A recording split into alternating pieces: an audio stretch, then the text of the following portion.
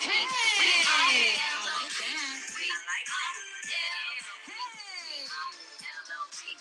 Let's go, ladies. Let's go, ladies. Let's go, ladies. Love. Love is a bridge of hope, a bridge of healing, bridge of encouragement. Tell me what you're feeling, feeling inspired. Just wanna go higher. Oh, live your life, shout it out, let yourself love. We are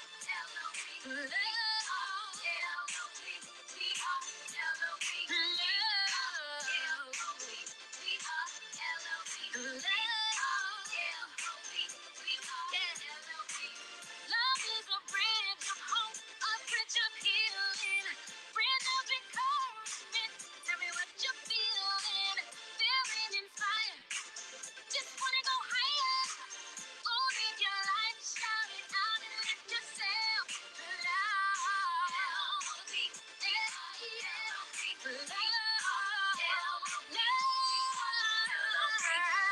Praise the victory, you know who it is. And let everything you do be done in love.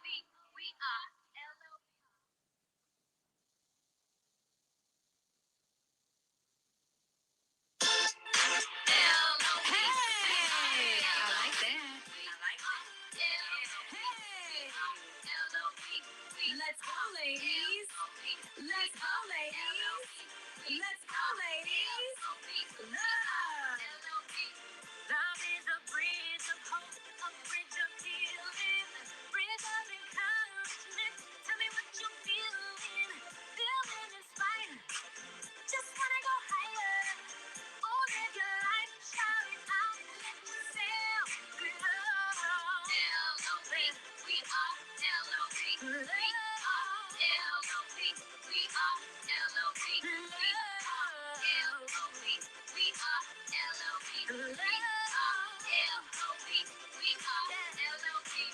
Love is a bridge of hope, a bridge of healing, bridge of encouragement. Tell me what you're feeling, feeling inspired. Just wanna go higher. Oh, live your life, shout it out and let yourself love. L-O-V, L-O-V,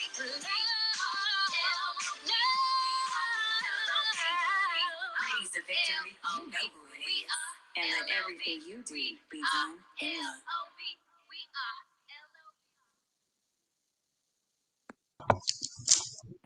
Good evening, love. How are you all doing tonight?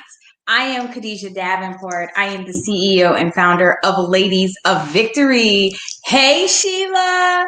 Welcome to our book chat. How are you guys doing? Why don't you comment and check in to let me know who's there and what you guys are up to tonight? We are talking about this book here. This book is called The Purpose Driven Life by Rick Warren. We are finishing up with part 4 today and concluding this book that we have been reading all month long. We have had such wonderful chats with this book for the past month. Even if you have not read the book, you are so welcome to join us with this chat tonight. So let's go, ladies. We're going to get ready to get started so we can conclude with part 4 tonight. Hey, Pebbles, how are you? Welcome, welcome, welcome. Welcome, welcome, welcome. And if you guys are just joining, we are doing our book chat. We're finishing up this book here. But next month, we're going to be doing this book. Oh, boy. When Women Pray by T.D. Jakes. What a wonderful book to celebrate the month of motherhood, right? And all of our wonderful women of the world. We're going to start talking about this book, but we're going to change our chatting time to Tuesdays at 9 instead of Mondays, so we can enjoy that day off, right? All right, well, let's go, ladies. Let's get started with the first questions. We're going to just post the questions and get to answer them. First question. Why are we called to serve?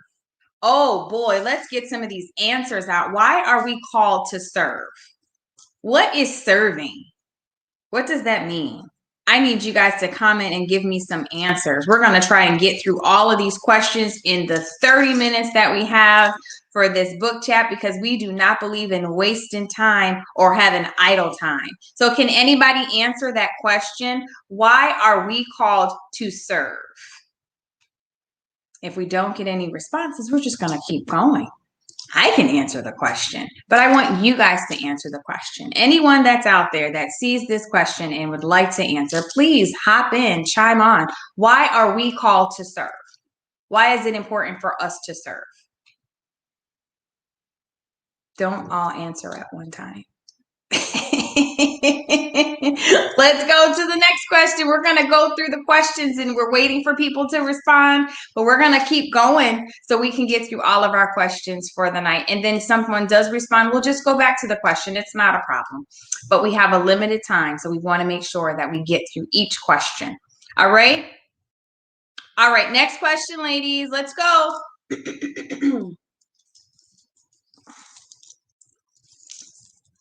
Oh, I think we may have a response.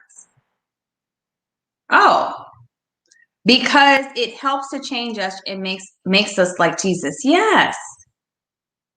Serving helps you. Serving is the greatest honor to God. Yes. Thank you, Juan. Thanks for joining. Any other responses?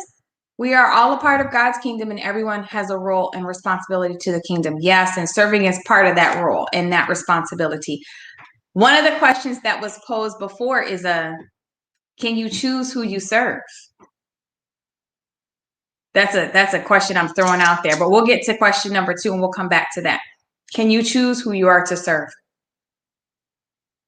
Nope. Exactly, Shantae. Nope. You can't choose who you are supposed to serve. Hey, Cree, thank you. Did you guys hear that wonderful jingle that we had at the beginning? That was brought to you by Be Creative Music. For all your jingle needs, call Be Creative and they will deliver it just for you. Hey, Mark, how are you? Nope, we can't choose who we're going to serve. We absolutely cannot. Absolutely not. Have you taken the time to discover your spiritual gifts? Oh boy. Have you taken the time to discover your spiritual gifts? Does everybody know what their spiritual gifts are? Have you taken the time to discover your spiritual gifts? That's a good question. Have you taken the time to discover your spiritual gifts? Oh boy. Anybody? This is supposed to be a chat. So you respond, answer the questions. If you don't know, you just don't know. But put some comments out there, put some questions, put some answers out there so that I can see who's aboard. That is a great question, love. Have you taken the time to discover your spiritual gifts? Absolutely.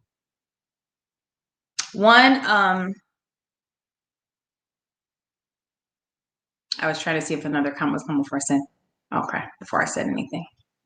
Have you taken the time? This is an important question for all of you Christians out there. Christians. Have I taken the time to discover my spiritual gifts? Yes.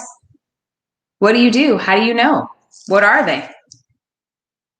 Yes, I'm still working on that. Yes. We all are a work in progress. Taking the time to discover them, and the test we took revealed it too. One of mine is to administrate. A spiritual skills assessment, I believe, is what we did with all of our leaders to see where they are at. Nope, haven't taken the time. Well, how do you know what you're supposed to be doing, or if you're in alignment, or if you're walking according to your purpose and will, if you haven't taken an opportunity to figure out what your spiritual gifts were? We all have them. Yes, I know that God is constantly showing me gifts that I have and that I'm developing. Absolutely. We are all a work in progress. Absolutely.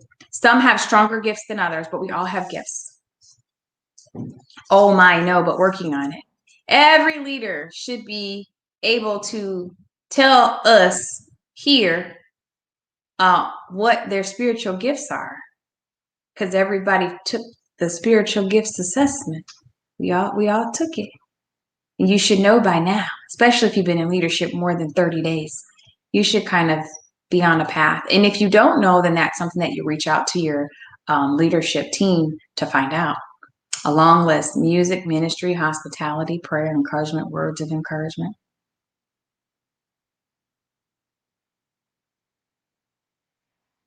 Very good. Let's go to the next question. Thank you guys for joining. How can your pain help others? Oh boy. Bam. Boom. Psh. That should be a Batman comic right there. How can your pain help others? Well, I guess it depends on the person.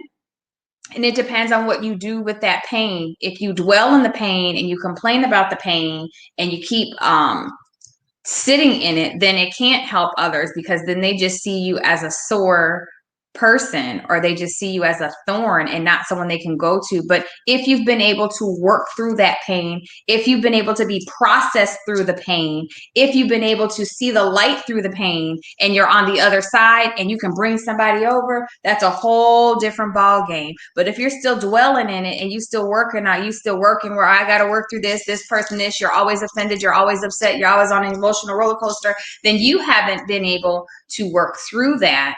And it's hard for you to help somebody. You can, but it's hard for you to help someone if you haven't been processed through your pain. And believe me, there's different levels of pain that we all have endured. And it doesn't stop because you accomplish one level. There's other and multiple levels. So you have to be willing to be processed through each level so that you can be able to help different people on different levels. Sharing experiences on which I've overcame can help others. Absolutely. Absolutely. Absolutely. It sure can. Would anybody else like to share?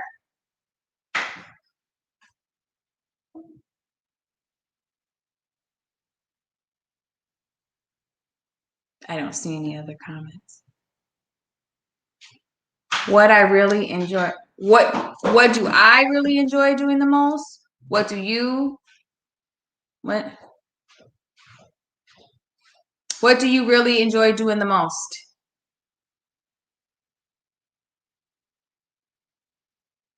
Well, I guess it's a question to, not to me, but to everybody else.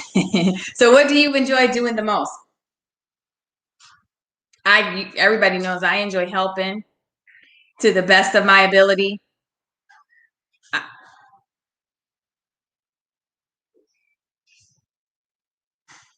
I enjoy helping. I enjoy seeing people grow. I enjoy pushing people to be the best you that they can be.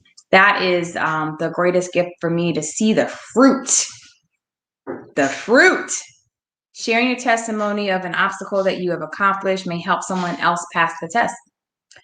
Absolutely. If that's your ministry and that's what you're supposed to do, because that could be an enabling ability as well. Right? Yeah. Acts of service unto others. Absolutely. One of the things that we talked about, traveling. Yes, I do like traveling. Networking. Yes, very good. What other things do you like to do? Natural helper. Absolutely. These are great comments, guys. Thank you so much for joining. Helping others. Yes, absolutely. Absolutely. Making people happy, smiles. Very good, Cree. Thank you. We have any others? What do you enjoy doing the most? Blessings. Hey, Don. How you doing tonight? Thank you for hopping on. One of the things, yep, making money. You enjoy doing that the most? Oh, boy. All right, Cree. One of the things I can say I like to do the most with people that I love and love me is making memories and having memories. That's what's most important to me with people that I love and that love me, is making those memories, having that time, spending those special moments, doing those things. It's not about how much money you have or what you don't have. It's about the memories that you make with the people that you love and the people that love you. So that's important to me. Next question. Hey, everybody. Thank you for joining. Hey, hey, hey. How does a real servant, how does a real servant supposed to act? How is, thank you. How is a real servant supposed to act? How is a real servant supposed to act? I'd like to hear you guys' responses to this. How is a real servant supposed to act? How is a real servant supposed to act? I'm going to take a sip of my wonderful beverage here. The cup today is sponsored by Moneybags. Get you a Moneybags cup. It changes color with the coldness.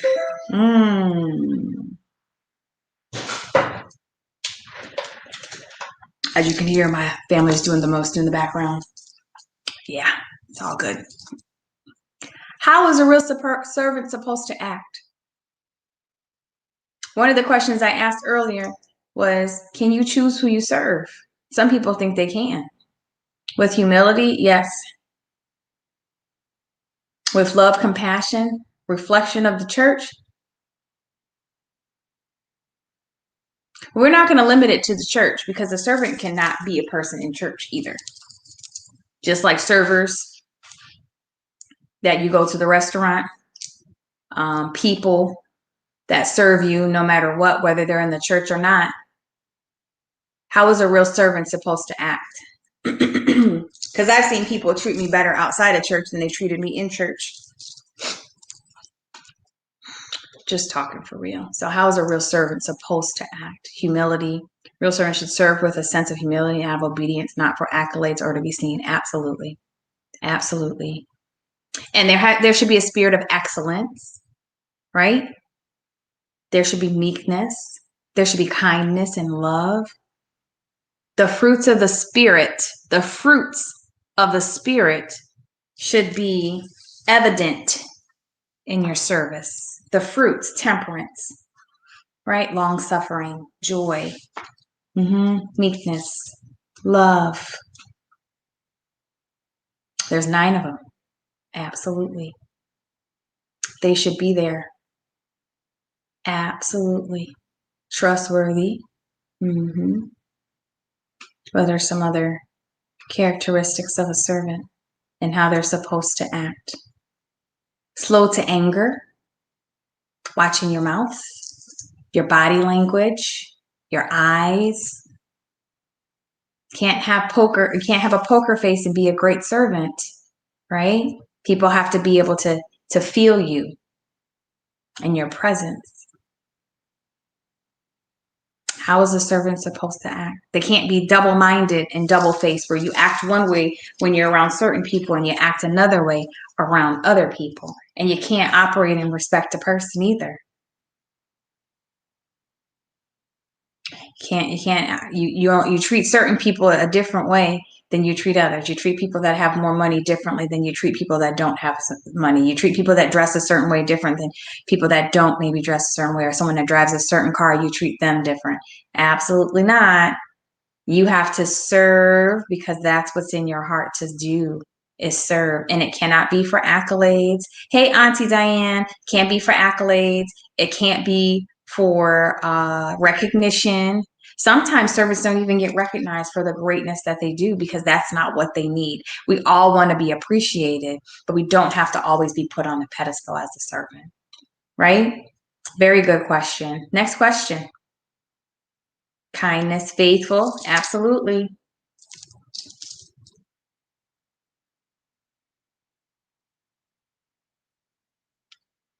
Trustworthy, obedience, love, knowledge, and more driving. LOL.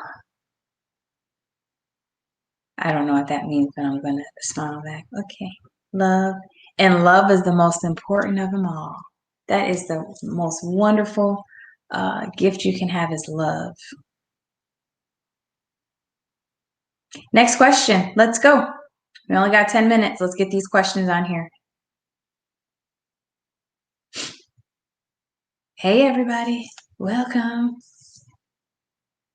How are you handling the resources God has entrusted to you? Oh, boy.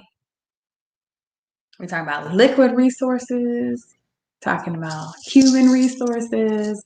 How are you handling the resources God has entrusted to you. Woo-wee. Not spending frivolously, not doing the things you're not supposed to do. Like the stimulus checks maybe we're talking about. What did you do with your stimmy? What did you invest? Did you pay your bills? Did you tithe? Did you give an offering? Did you sow a seed up? Because a lot of times we get money and we're blessed, and that's a resource, correct? And we don't do what we're supposed to do. How many of you guys got new TVs or got a new car or did something that wasn't an investment for your future? How many of you sewed up? Not just tithe, but you sewed up to people. How many of you guys did that? How many people paid their bills? The bills that the stimulus is supposed to pay for? How many people did that? That's resource, right? That's financial resources. What about your leaders and your leadership? Did you sow up to them? Did you send them a seed? I don't see no comments. What about other people that have been in your life that have been mentors or leaders to you? Did you sow a seed to them when you got your stimulus check?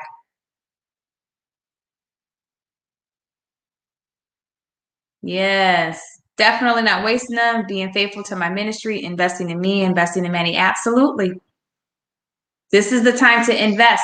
Sow seed, sow seed. And I don't see a lot of people responding, but did you sow seed somewhere? Did you invest in something? Did you start that business? Did you hire that business coach or that life coach to help you get through these transitions in life? Did you sow to your ministry? Did you sow to your leaders? Did you send your mama some money? Did you do this? Did you do that? Did you put some money away? What did you do with those funds? Resources, you have natural resources. They're called leadership. They're called mentors. They're called coaches. Are you doing right by them? Are you investing in yourself and hearing and listening and following to the directives that are given to you? Paid all my bills up, tithe, sowed seed, invested, put money in my business, and stay taking care of my family. Absolutely. Very good. Absolutely. Mark said, I didn't get no money. Okay. Well, when you get money, Mark, when you get money. I thought everybody got a stimulus check. I thought that's what the government said. You plant the seed so the seed can be watered and it can grow. And then after it grows and blossoms, then you have to prune it, right? We should all be doing the pruning part now. Yes, you do, April. You do right by your man of God and woman of God. And then the other part is not even just your man of God and woman of God. For all of us that are here, have you sold unto somebody else that has blessed you, that has been kind to you? It's not about the amount. It's about the heart towards, people. One of the things that I did was I sowed seed to every single person in the ministry. Every single person I sowed a seed to. Every single one of them. I sowed a seed to. That's what God told me to do. That's what I did. And I sowed a seed up first to my spiritual mother, first and foremost. And my husband sowed a seed up to our spiritual father, first and foremost. And then we sowed to our partners, our covenant partners in the ministry. Doesn't matter how much it was, we still sowed seed. We sowed seed. Now it's up to them what they do. And some of them sowed seed to us. Some of them didn't. Doesn't matter. We know what we did. My question is, what did you do? How did you invest in you? How did you invest for your future? Resources are not just finances. It's knowledge, it's people, it's different things. Are you doing the things that you know that's right for you to do? Yes, Shantae, I didn't eat my seed. Thank you. Thank you. That is so important that you don't eat your seed. Everybody should have something left over. We've been getting funds. You've been working. You've been doing different things. There's no reason you shouldn't have any money. Invest, invest, invest. There's so many things out there for you to invest in. So many opportunities. So many opportunities. Sowed, invested, saved, transformed. Absolutely. Next question. We're almost out of time today, guys. If you guys are just joining, we're talking about this book, The Purpose Driven Life by Rick Warren. We are concluding with this book today. We still have a few more days in the week to finish our group chat that we have. We're going to finish out. We're not going to just end today. Ladies that are a part of that, we're going to continue, but we're going to finish today with this conclusion of the book chat for this. The next question is, how do you fulfill your mission? I believe is what it's supposed to say. How do you fulfill your mission? How do you know what your mission is? How do you know? I know a lot of people say my ministry this and my ministry that. I'm supposed to do this and I'm called to this how do you know? How do you know what your mission is? How do you know what you're supposed to do? How do you know? In general, to the body, to people in the community, not just your church, but to the community, because we are the church. So the four walls don't define, a church. You're supposed to be the church. So what are you doing? What is your mission? How do you fulfill it? These are great questions. How do you fulfill your mission? What does that mean?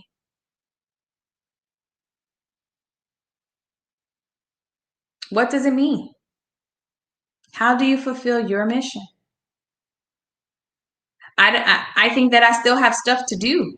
So I don't think I fulfilled it, but I'm working towards fulfilling it and making sure that we are a force to be reckoned with in the kingdom and everywhere that we go, that people know who Jesus Christ is, right? And why we are the church, and we're supposed to be representing that everywhere that we go. You can't be holier than thou on Sunday or Wednesdays and then a ratchet mess on Mondays, Tuesdays, Thursdays, Fridays, and Saturdays, and dropping it like it's hot at the bars and picnics and barbecues and all that type of stuff.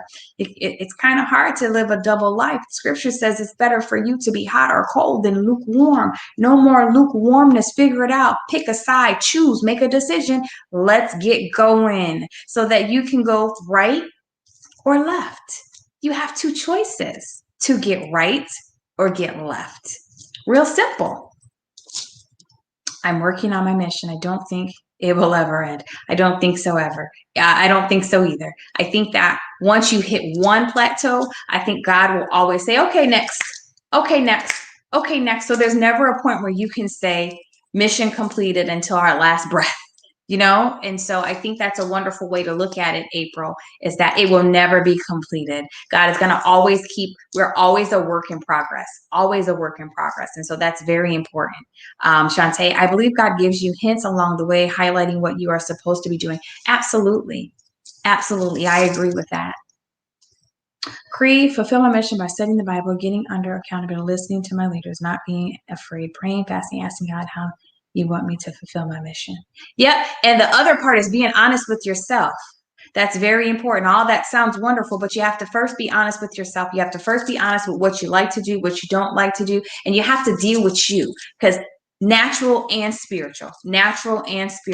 If we don't deal with the natural person, it's hard to be super spiritual, and vice versa. You can't be super spiritual and be nasty naturally. It doesn't work. That's not balance. So you have to make sure you have a balance in your life. You don't want to be super religious. You don't want to be super carnal. You have to find balance. And balance is never going to be 50-50. Sometimes it's 80-20. Sometimes it's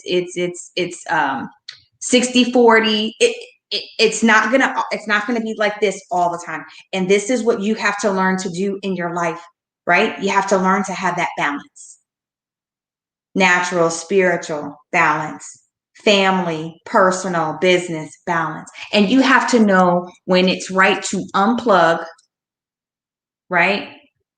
You got to unplug sometimes. You have to regroup and refocus. This isn't something that you just keep going. We're not taught to take breaks. One of the things that I've said to a lot of people that I coach is you need to take a break so you don't get broken. That means you need to schedule a weekend or 48 hours of some self-care time. That means that once every 3 months, you need to go on a mini break. That means that your family needs to go somewhere. You can't wait until you need it to do it. So take a break so you don't get broken. I hope that makes sense to you guys. Be proactive in planning. I have things planned for the rest of the year. Why? Because I know how I go. I know that I need something to motivate me to push, push, push. But I also know that I need a momcation. I know my husband needs a dadcation. I know my kids need a kidcation. I know that we need a family vacation. So there are different elements that you have to incorporate. That's called balance, so that your family doesn't get broken. You don't get broken. You don't end up in the hospital. You don't end up with ulcers and migraines and all these things because you keep chasing money and you keep chasing this and chasing that versus depending on your gifts and talents to do what needs to be done in your life, because we all have them. And if you're not doing something right and you keep having these cycles and cycles and cycles, then you have to pause and say, I need some help. I need someone to help me get this in order in my life, because that's what happens. We listen to ourselves and we don't have accountability to someone who has experience, life experience, educational experience, spiritual experience to help us get through those times. We isolate and we pull back and we think we know, but then you have another cycle. You get another cycle. Eventually, you're going to get tired. Well, you should get tired of having these repetitive, maladaptive cycles that define insanity. Keep doing the same thing, expecting a different result, keep doing the same thing. That's what it is. So you have to learn. You have to learn those things. There are people that are here, myself, my husband, we have other people that we're connected with to help coach your life to get back to where you need to go, to get and move you forward. But you have to want to be helped. You have to want to be coached. Coaching is different than going to receive counseling. Coaching is very direct. This is what you need to do. If you follow the steps, I guarantee your life will change. If you follow the steps, I guarantee your life will change. Whether it's business, whether it's health, whether it's life, if you follow the steps, I guarantee your life will change. You have to hear, listen, and follow. One more question. I think my mission changed. Fulfill my mission to the day I leave this earth. Absolutely. I think my missions change. Oh, I can't get them. I can't read all of those that fast, lady. Okay. I think my missions change and I'm always trying to complete one. I don't think that God just changes our missions just like that. I think that the option, the absolute thing is that you complete something. You're supposed to complete a task. He's still a God of order. He's not just going to be like, shh. So you have to definitely seek him to make sure that it's really a mission and it's a ministry and it's not just you wanting to, your heart just leading you to do things for different people. You have to make sure that that is truly from God. It could just be something you want to do or you feel a certain way doing. You have to make sure, because God is a God of order always. What was the last question?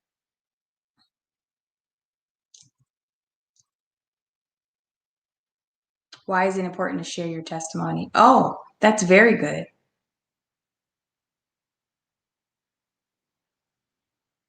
Why is it important for you to share your testimony?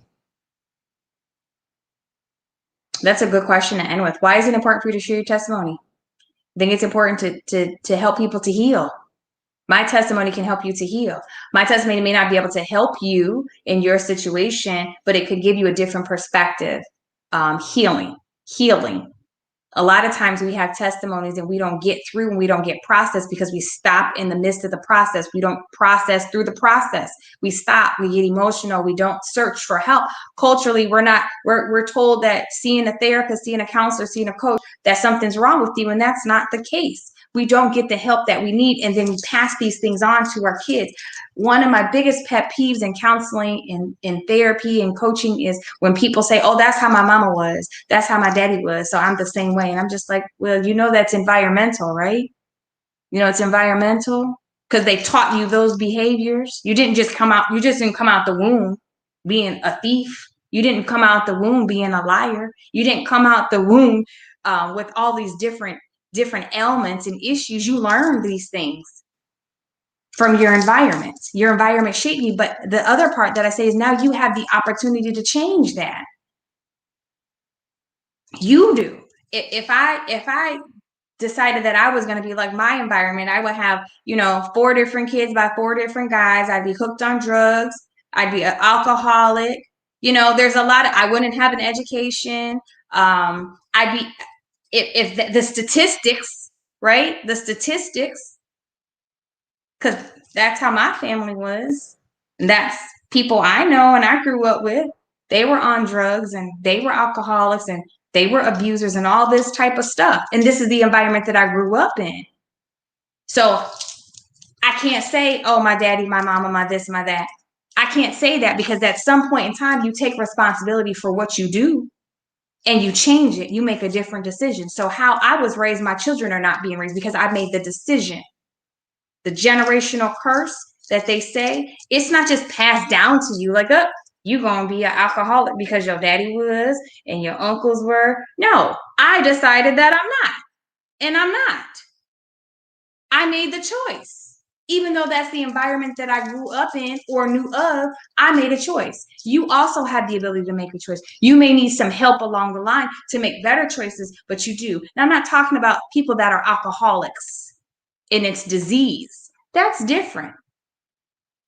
That's different. There are mental health issues, and then there are some things that are choices. Some people are so engulfed in it. That was their coping mechanism that now their body functions with alcohol or drugs and stuff like that. And they need a whole nother level of intervention. I'm not talking about that. I'm talking about these decisions that you make. Oh, I'm like this because of my mom. Oh, I'm like this because of my dad. Oh, I'm depressed because that's how my mama was. Those are the things. There are certain things that you do have control over. And I challenge you to look into you to figure that out and then get help. We're here to help. That's what we're about. Legacy Life Changers. We're here to help you change your life. The motto is change your cycles, change your life. Change your cycles, change your life. Legacy Life Changers. Pretty simple, guys, right? It takes time and it takes effort. And it's going to cost you something because think of that as it's an investment in you. We spend money and doing all this other stuff, but have you invested in yourself? Have you invested in doing better the next go round? Have you done those things for yourself and your family? Because until I'm a better me, I can't help you. It's real talk. I didn't see the answers. It's important to tell your testimony to others because what you have then can help someone else. Absolutely. So that others don't have to be tested.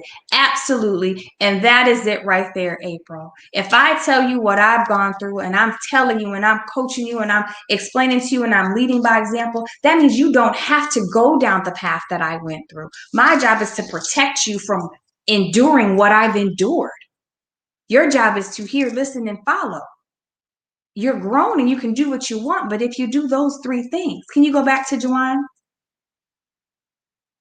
People are overcome by the power of your testimony. It may save someone's life. Absolutely.